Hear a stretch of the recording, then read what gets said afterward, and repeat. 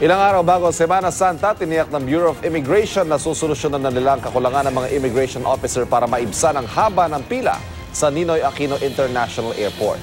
Ngayong umaga naman kinabahan ang ilang pasahero dahil sa isang abandonadong bagahe. At para sa detalye, narito ang unang balita live ni Victoria Tula. Victoria, kumusta?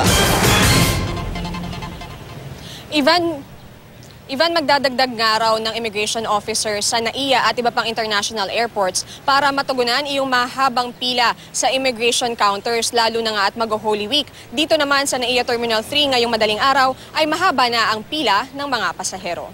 6:45 ng umaga ang flight nila Janet Supilanas papunta ng Bukidnon.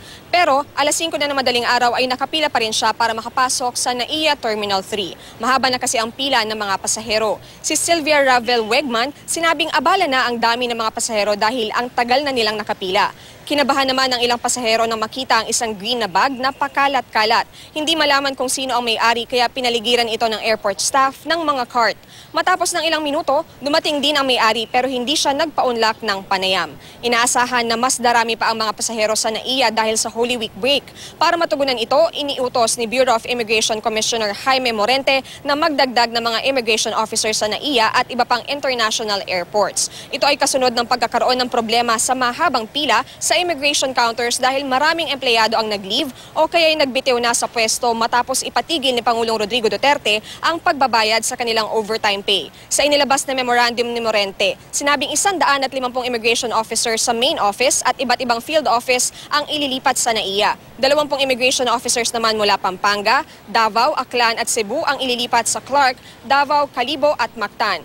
Pero pagkatapos ng Holy Week ay ibabalik din daw sa dati nilang opisina ang mga naturang immigration officer. Ipinakansela rin daw ni Morente ang mga aprobadong leave ngayong buwan. Hindi rin daw aaprubahan ang mga mag-a-apply ng leave ngayong Abril.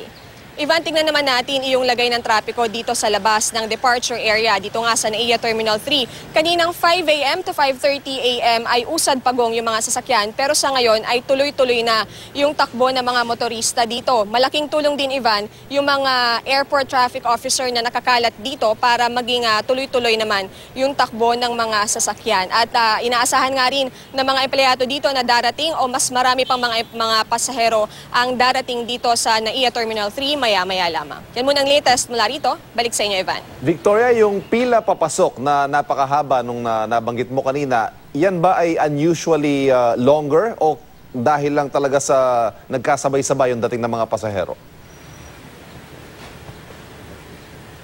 Sabi ng mga nakausap nating empleyado dito sa Paliparan, Ivan, yan ay dahil marami na nga yung papunta sa mga probinsya dahil nga sa kanilang Holy Week break. At nung nag-ikot tayo kanina, ay marami rin tayong nakausap na sinabi nila na pupunta na nga sila sa kanilang mga probinsya. Although kahapon daw, sabi rin ng mga empleyado ay marami-rami na rin yung mga pumunta dito sa Terminal 3. Pero ngayon, ang sabi ng iba, mas nadagdagan pa raw ang bilang na iyan. Ivan? Maraming salamat, Victoria Tula.